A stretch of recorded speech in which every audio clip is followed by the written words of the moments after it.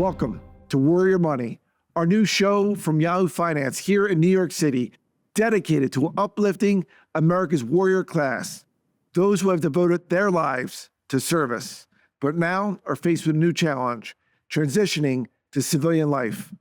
From growing wealth to building a business or managing finances, there is a lot to know, no matter who you are.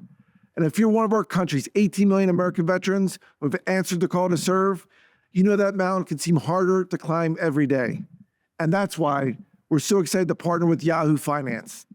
Hundreds of millions of people around the globe turn to Yahoo as their guide to news, finance, sports, and entertainment. And we hope that you will see us as a guiding voice for our brother and sister veterans. Now, a little about us. I'm Patrick Murphy, and the Army has blessed me in so many different ways. I went from serving as a soldier, as an officer, to teaching at West Point, to going on 2 combat deployments, to being the first Iraq War veteran elected to Congress. And then I went to the Pentagon, where I served as a 32nd Undersecretary in the Army. And now I'm a business partner with Dan Coons, where we invest in veteran-owned companies.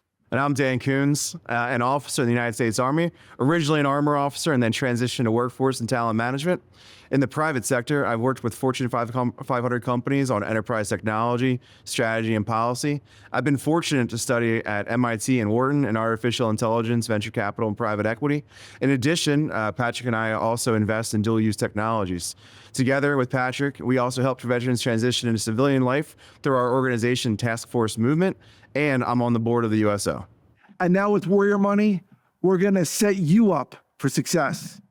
Each week, we're gonna hear from veterans who've made the transition into civilian life. How did they do it? What was it like for them? What did they wish someone had told them when they were going through it? We're here to help you unlock the keys to transition from the military to business. We're kicking off Warrior Money with an amazing guest. He spent 37 years in the U.S. Navy, retiring as a 4-star admiral. He served in Desert Storm, the Iraq War, and the war in Afghanistan. And he commanded the Joint Special Operations Command, where he oversaw the raid that brought bin Laden to justice. He's now professor of national security at the University of Texas, a best-selling New York Times author, and a former chancellor of the University of Texas system. Our first guest is Admiral Bill McRaven. Sir, thanks for joining us. Great to be with you. Thanks. Admiral, bluff, bottom line up front, what's the most pressing issue our country and our troops that are transitioning are facing? Yeah, well, as you guys can both appreciate, every veteran wants a job. I've had here we are, down in the financial district. I've had a chance to spend a lot of time talking to folks on Wall Street and, frankly, corporations across the country. And I always tell them, look, if you want to do something for vets, get them a job. Put them someplace where they feel a value, where they have some comrades that they can work through tough issues on. They're going to come in, they're going to work hard, they're going to show up on time, but they have to feel that they are of some value to an organization. So there's nothing better than giving a vet a job. Yeah, it's like that purpose-driven life, right? Absolutely. And every year, there's over 200,000 of our brothers and veterans that transition from active service, not just active duty, but active service, to becoming a veteran. So what are some of those skill sets that you see from our veterans that they bring to the table for corporate America? Yeah, so, the first thing is they're prepared to work hard. And I think, again, I see a lot of, young folks that work for me. Most of them come in, they're prepared to work hard. Again, sitting here in the financial district and looking at my colleagues on Wall Street, the young professionals that are coming in, they are working hard. Good news is your veterans are going to come in and they're going to work hard. Of course, they also have leadership skills. So they understand if they're put in a small team, they understand how to lead small teams. And they're also great teammates. So even if they're not in charge, they know how to be a good teammate. So you're always going to get hard work, you're going to get leadership, and you're going to get somebody that knows how to follow and be a good teammate if they have to. The challenge for veterans transitioning is always learning the business of the business. And so whenever I have a chance to talk to vets, I said, look, it's no different than transitioning from one job to another in the military. You better make sure you understand what's expected of you. You better understand everything about the business. So when you come into a new job, healthcare, academia, finance, no matter what it is, learn the business of your business so you can be better prepared to help your teammates. Yeah. I remember when I was a professor at West Point, one of my mentors said to me, Patrick, saw the wood in front of you. Yeah. And that was great advice. How about, can I just talk about geopolitical issues, challenges? I look at, when you look at our national debt, right? When the former chairman of the Joint Chiefs of Staff, Admiral Mike Mullen, said in his posture statement, he said, the number one thing that keeps him up at night, the number one threat to America is our national debt. When he said that, our debt was $13 trillion. It's now $35 trillion. How do you see that from your perspective, being an investment bank and being a great American? Yeah, well, you have to worry about the debt. Now, it's always kind of debt to GDP sort of issues. And, with the new administration coming in, and this new administration is going to look at additional tariffs, maybe on Europe, maybe on China. That's going to be inflationary as we begin to hopefully strengthen the military. That's going to cost more. I mean, everything that the Trump administration wants to do potentially could cost us more and could be inflationary. So there's going to have to be a way to begin to cut the debt. Now, you don't have to eliminate, nobody's ever going to eliminate the debt. But I do think this kind of debt to GDP is important. So there's going to have to be programs. We're going to have to do a little belt tightening someplace to, even if we don't reduce the debt, we have to stop growing the debt. Yeah. And so the Trump administration will have to tackle that head on. Yeah, I even the last year's numbers, when you have $35 trillion debt, we have to pay an interest on that debt. So last year was about $800 billion, which was larger than every federal agency except DOD. You personally made the leap from higher ed, a service to higher ed, chancellor, author, all of these other things. What have you learned from your own experience that you can impart with others? Yeah, well, for me, of course, I was fortunate to have a long career in the military. And when I retired, to your point, Dan, I went on to run the University of Texas system.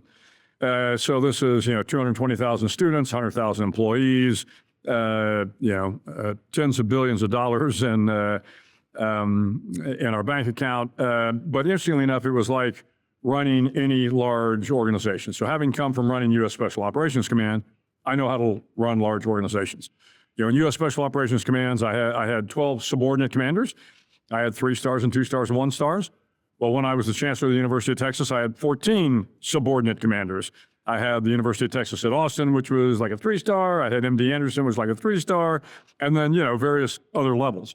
So I understood that my role as the chancellor, much like my role as commander of SOCOM, was to make them successful, to be a servant leader to them.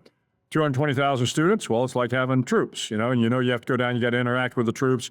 You have to find out what the troops' issues are. The faculty are like the instructor. Everything had some similarities to it. But back to the previous question, Patrick, I didn't know the business of the business when I started. So I knew nothing about higher education, and a large part of my portfolio was also healthcare.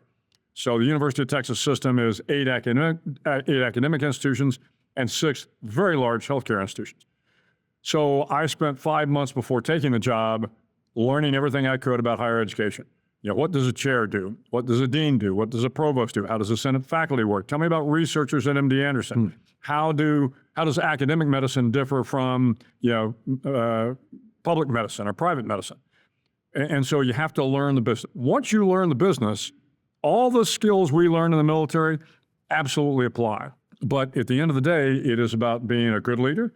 Again, I think about being a servant leader, giving them the tools, the training, the resources, and the latitude to do the job, and then holding them accountable when they don't do the job. And everything I learned in the military came into play once I understood how to apply those lessons to the business. Yeah, it's funny. One of the first things you learn is intelligent prepreparation of the battle. Yeah, that's right. You're intelligent preparing your new domain of whatever you're trying to work through. Which leads me to my next question. You're now a senior advisor of Lazard. How do you leverage your experience, your financial experience with your geopolitical experience? Right. And how do you bring value both to corporations and industry, but also the individuals that you advise? Yeah, so my job at Lazard, just point out, I'm a senior advisor to the Lazard Geopolitical Advisory, LGA we refer to it.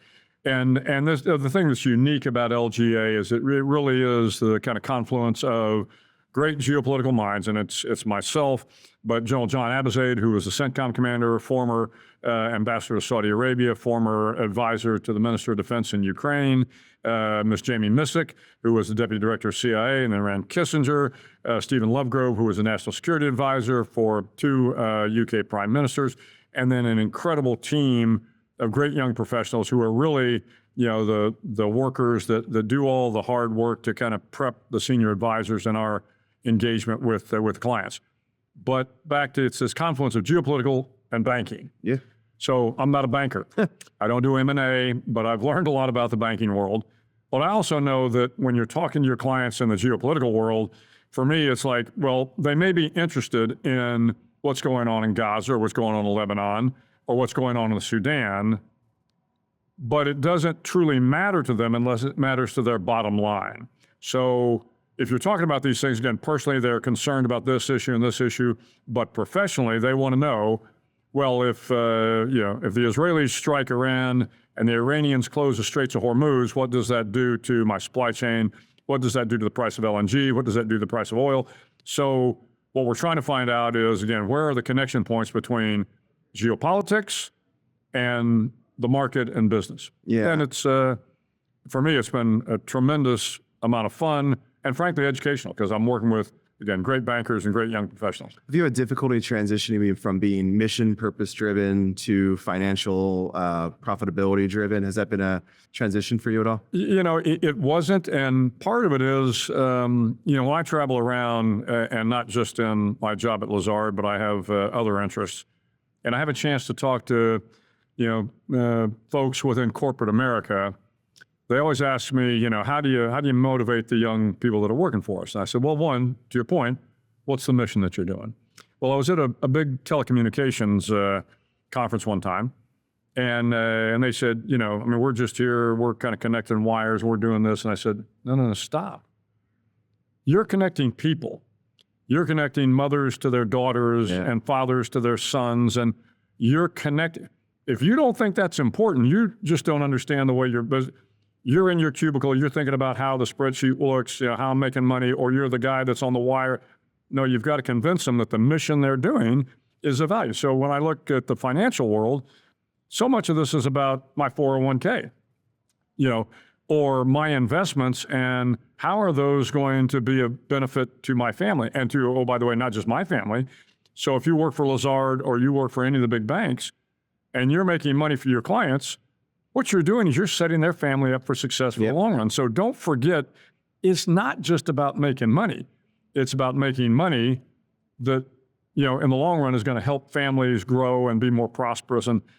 But if all you think you're doing is making money so that the fat cats can get fatter, well, then you're not going to be inspired. You've got to make that connection between those causes that are good and noble and honorable. Yep. That why they do it. All right. Well, we're going to go on a quick break. We're going to be right back with Admiral McRaven and the why and why other young Americans should listen to him and other great leaders. We'll be right back. All right. Welcome back to Warrior Money. We're here with Admiral McRaven. All right, Admiral, some of those high-profile accomplishments, the Captain Phillips rescue, the taking out Saddam Hussein. I was in Iraq with you at that time, but also taking out bin Laden, who killed thousands of innocent Americans on 9/11. Do people, when you're out there, in your private sector life now, do they just always want to go back to those three missions, your time as a Navy SEAL, or is it, what are you offering now? Yeah, the interesting thing, Patrick, is a lot of people that I engage with, most of them don't even know I was in the military. The thing that they remember me for was my 2014 commencement address when I told them to make their bed. Which is what I tell my kids. And I'm always pleased by that. It's I'm never offended by it. It's, of course, occasionally I say, you do know I was in uniform when I gave it. And they're like, oh, yeah, you were in the Coast Guard? I said, well, actually, I was in the Navy. There you go. Great Coast Guarders out there, but I was in the Navy. So no, your military experience, now again, the people that know you and when you spend time with them, of course, they're interested in your military experience. And they understand that my background is probably a little unique. That for many years, serving in Iraq and Afghanistan, you see the hard truths that are out there and you have an opportunity to lead men and women in very, very difficult times. And so, yes, those people that know me for my time in the military will call upon me in difficult times to say, how do we negotiate this? How do we transition? How do we make it over this hurdle? But more people that I talk to, want to know the lessons from the commencement address. And as I said, if that becomes my legacy, I'm okay with that. Yeah. And how was that? I mean, when I teach or lecture at Wharton, I tell these young, we have 850 new MBA students every year. About 10% usually are veterans or government service.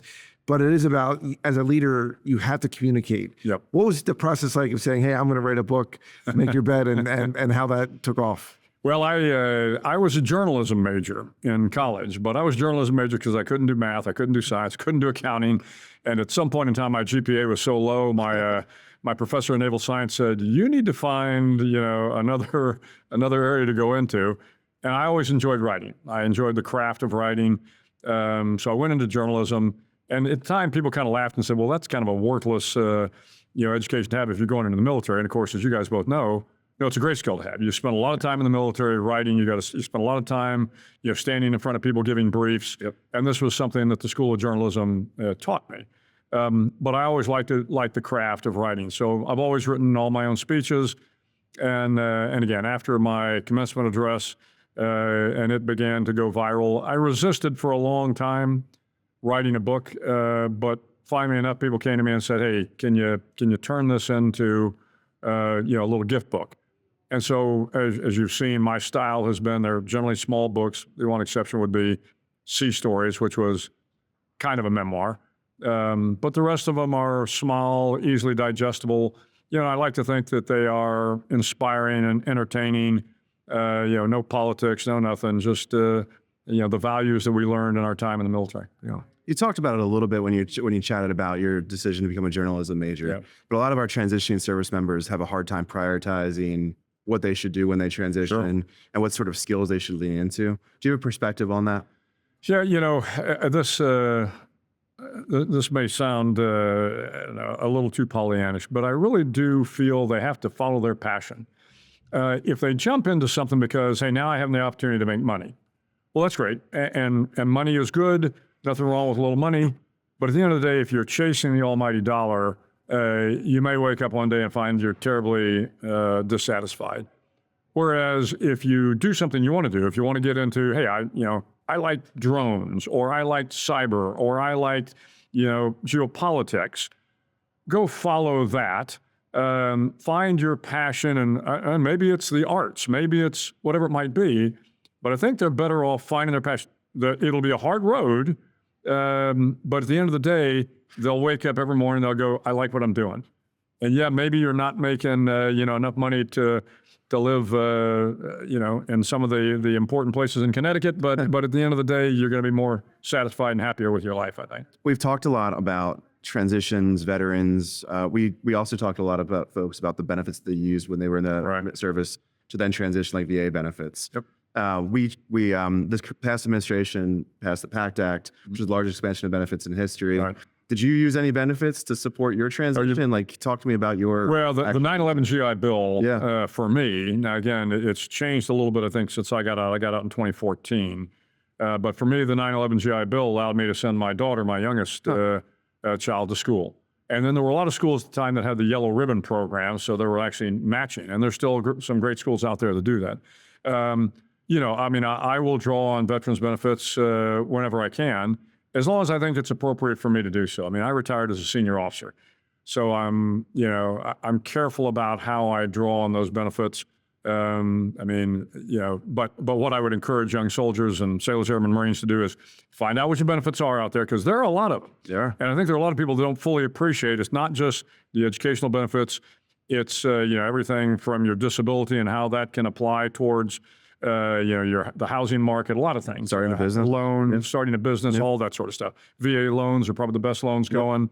But a lot of times people get out and they don't know where to go for those resources. When you looked at the World War II generation, your father served in World War II, Air Force colonel. Half those veterans started their own small company. Right. That generation, the greatest generation, created iconic global brands. Yeah. Nike, Walmart, FedEx, and Comcast, media. So our generation, of Iraq, Afghanistan veterans, it's less than 5%, right? So that's why Dan and I, we've invested in young veterans who want to be entrepreneurs. But that transition is hard. What do you see some of them who go and get their MBA at McCombs, at UT, or elsewhere? Yeah, well, one, I encourage veterans getting out to get their MBA. And it's not easy, as both of you guys know. And no matter where you go, an MBA is going to serve you well.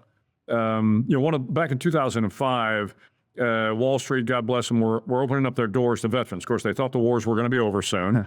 And so they said to the veterans, "Hey, come on to Wall Street." Well, sometime around there, I had a chance, maybe 2008, I was 3-star at the time. I had a chance to come visit Wall Street and talk to a number of the CEOs. And interestingly enough, the veteran attrition was pretty high. And the retention rate at times, only about 33% of the veterans that came to Wall Street stayed. And what I found out in talking to the CEOs and then talking to the veterans group was there was not this kind of, meeting of the minds coming together. Wall Street thought that if you'd served in Ramadi or you were down in Kandahar, you were going to be a great, Wall Street entrepreneur. Yeah. And the veterans thought, well, when I get to Wall Street, I'm going to make a lot of money and I'm going to find the same sort of camaraderie that I had in the 82nd Airborne. Yeah. And so first you had to tell the Wall Street CEOs, look, when the guys come or the gals come, you got to spend some time investing in them. You have to train them. They may have been great leaders in Ramadi and Kandahar, but if they don't know, again, the business of the business, they're never going to be successful. And then, of course, you've got to talk to the veterans and you say, it's going to be different. It's not going to be, your unit that you served with, wherever that might be. You've got to make that, you got to flip that switch and say, it's going to be different, but it's going to be okay. It is going to be okay. It's going to be a new life for you. You will make a little bit more money. You'll still meet wonderful people. And on the entrepreneur side, again, the veterans bring, as you guys know, they bring the passion, they bring the enthusiasm, they bring the work ethic. What they need, of course, is somebody to say, hey, how do I do a Series A and a Series B, and where do I go? Where's the incubator that I need to link up with?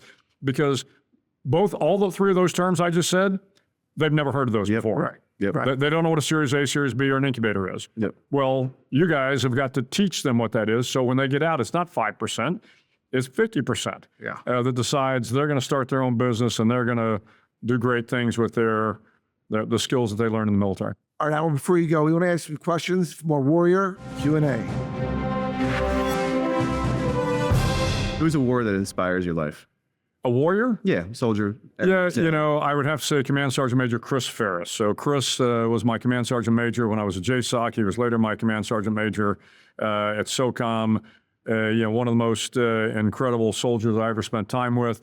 And he was a great Sergeant Major because he would not hesitate to speak truth to power. As you know, Sergeant Majors generally do not hesitate to speak truth to power. But Chris would come into my office and we would get into heated conversations about decisions I was about to make. But when he left my office, he owned that decision. There was no rolling of eyes. There was no, I don't know what the Admiral's doing, He owned that decision. Because if the Sergeant Major doesn't own the decision, or the Master Chief, or the Chief Master Sergeant, whatever it happens to be, if they don't own the decision that the commander makes, then the troops probably aren't going to follow it. What habits help you achieve your success? Yeah, for me, I mean, it's simple. It is strange how I do get up every morning and make my bed. Now, my wife and I, we got a large bed. We used to make it together, but after I gave my speech, she was like, "Oh no, big boy, it's all yours now." So I got to make the bed every morning. And as strange as it sounds, as you guys know, there is something, I don't know, reassuring about it. Okay, the bed looks good. I'm good to go. Eat well, rest, exercise, and find that routine that starts your day. Not kind of halfway through the day, but starts your day and says, okay, no matter how bad my day is going to be, I've done something. Yep. Make your bed. I don't know what it might be. All right, well, listen, thank you so much, Admiral, for joining us. My pleasure. We appreciate it. Listen, that's going to wrap it up for this week's Warrior Money. Listen, subscribe, and review Warrior Money on Apple Podcasts, Spotify, or anywhere else you get your podcasts. Or find us at Yahoo Finance. I'm Patrick Murphy. For Dan Coons and I, we'll see you next week.